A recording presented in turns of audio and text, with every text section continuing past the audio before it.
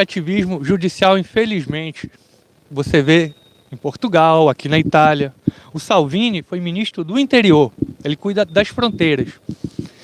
Ele fez uma lei e atuava para impedir, porque, gente, essas ONGs, da mesma maneira que essas ONGs atuam aí no Brasil, no Amazonas, existem ONGs que ficam no meio do Mediterrâneo, como Sea-Watch, eles ficam no meio do Mediterrâneo para coletar esses imigrantes ilegais.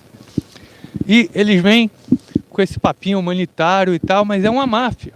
É uma máfia. Os caras pagam 3 mil, 4 mil, 5 mil euros para fazer a travessia. E a ONG Sea-Watch está no meio do caminho para pegar eles. Por acaso, Sea-Watch está sempre ali para pegar esses imigrantes que pagam 3, 4, 5 mil euros para virem para cá como ilegais. Inclusive agora, durante a pandemia, eles vieram para cá trazendo, e de vários contaminados vieram para cá. Quer dizer, então o Salvini tinha feito uma lei, tinha reduzido 80% da tráfico humano, né, da imigração ilegal. Depois que ele saiu do governo, ele foi processado de tudo que é jeito, gente. Então esse ativismo aí judicial que vocês têm no Brasil, aqui também. Eu acho que aí o pessoal ainda é mais tenebroso ainda, mas você tem isso. Até nos Estados Unidos você tem. O Trump melhorou muito isso. Nos Estados Unidos, além da Suprema Corte, o Trump também indica o STJ, né, o que está abaixo, assim, a terceira instância aí do Brasil. Eu não sei como funciona aí no Brasil, se o Bolsonaro pode também escolher os juízes da terceira instância. Então o Trump colocou mais de 200 lá na terceira instância. A Suprema Corte é 5-4 para os republicanos, embora tenha um que é um republicano meio fake. E a gente tem que pensar o seguinte: são 4 impeachments na mesa do Alcolumbre. Basta ele colocar para votar o impeachment, que estão lá. Você tem o impeachment do Dias Toffoli, do Alexandre de Moraes, o advogado do PCC, ligado ao Dória, Gilmar Mendes e Lewandowski. 4. Glenn Greenwald. Vocês lembram? Vocês lembram qual foi o tratamento que o Glenn Greenwald, também conhecido como Verdivaldo, como o blogueiro Verdivaldo, foi protegido inclusive pelo STF. Esse STF de Alexandre de Moraes, Dias Toffoli, que agora persegue os conservadores, vocês lembram disso? Você não podia investigar o blogueiro Glenn Greenwald.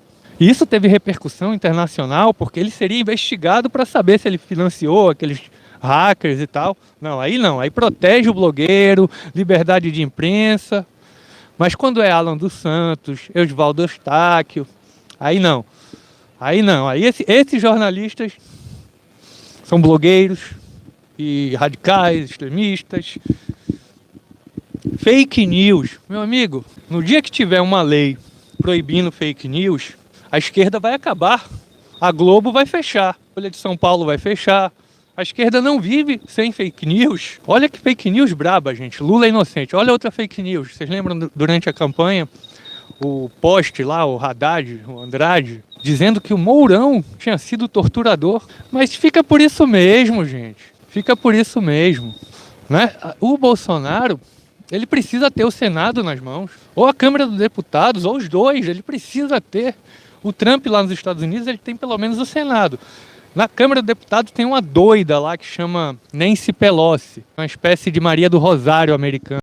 E essa mulher é a presidente da Câmara dos Deputados, atrapalha demais a vida do Trump, mas o Trump tem o Senado do lado dele, pelo menos.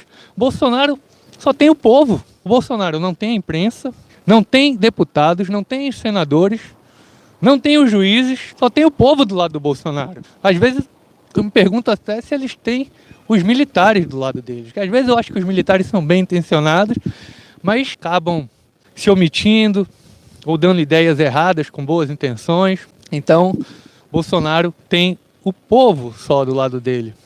Como Salvini, aqui na Itália. Embora aqui na Itália você encontre uma TV, né? O Berlusconi, ele é dono de várias TVs e tal. E as TVs do Berlusconi são todas de direita. Então você não fica refém só da RAI ou de um jornal como La Repubblica, que é uma espécie de Folha de São Paulo aqui da Itália. Você tem opções. Vocês conhecem o portal de notícias? 7 minutos. 7minutos.com.br. Agora eu estou enviando notícias que eles escondem aí de vocês. Eu estou enviando para esse portal, que é lá de Anápolis, cidade muito bacana, que cresce muito lá em Goiás. Goiás, terra do conservador Gustavo Gayer. Terra boa demais de se viver, hein? Então vocês vão lá, gente, ó, 7minutos.com.br. Você já tem alguns artigos meus. E tem várias outras notícias interessantes. Vai lá, 7minutos.com.br. 7minutos.com.br.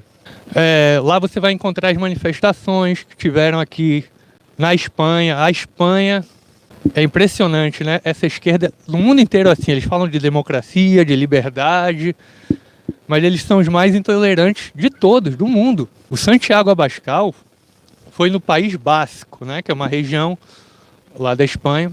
Foi fazer o comício dele. Jogaram uma pedra numa deputada do Vox, que é o partido dele.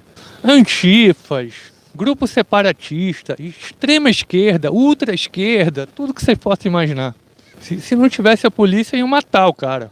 Então é esse pessoal aí que defende a democracia, né, gente? Aqui na Itália é a mesma coisa. Quando o povo italiano vai às ruas, quando eles vão às ruas com a bandeira italiana, falando Deus, pátria, família, liberdade, atos antidemocráticos. É a mesma coisa aqui na Itália, gente. Na Espanha é impressionante. Espanha, Itália, França, Portugal, vai ser difícil. Vai ser difícil, mas está crescendo muito. É aquela história da maioria silenciosa. Se os conservadores ficam quietos, calados, eles vão crescendo, vão crescer cada vez mais. Então a gente tem que parar de ficar reclamando, mas eles ocuparam as universidades. Bom, vamos reagir, né? Vamos recuperar. Não é culpa deles que eles tomaram conta das universidades, a culpa é nossa. A gente que deixou eles tomarem conta das universidades, até da igreja, gente. Dá uma pesquisada aí no YouTube que você vai saber a verdade sobre o Papa Bento, o Papa conservador.